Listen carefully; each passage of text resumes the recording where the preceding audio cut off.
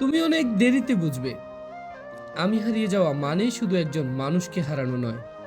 তুমি হারিয়েছো সেই হৃদয়টাকে, যে নিঃস্বার্থভাবে তোমার পাশে ছিল, যে চোখে শুধু তোমাকেই দেখত, যে মন তোমার প্রতিটি না বলা কথাও বোঝার চেষ্টা করত।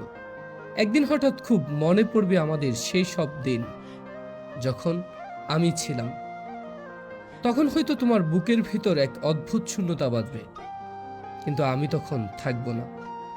আমি চলে যাওয়ার পর তুমি টের পাবে এই স্বার্থপর দুনিয়ায় নিখুঁত ভালোবাসা আসলে কতটা দুর্লভ।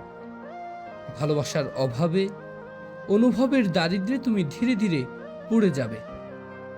আমি যখন তোমার চারপাশে ছিলাম, তুমি বুঝে ওঠোনি আমার গুরুত্ব। অথচ আমি হারিয়ে গেলে হয়তো একদিন বাতাসের হঠাৎ নিঃশ্বাসে, মেঘের বিষণ্ণতায়, নদীর একাকিত্বে বা পাহাড়ের বিষণ্ণতায় তুমি আমাকে খুঁজে পাবে। কিন্তু সেই পাওয়াটা হবে শুধু অনুভবে, বাস্তবে নয়।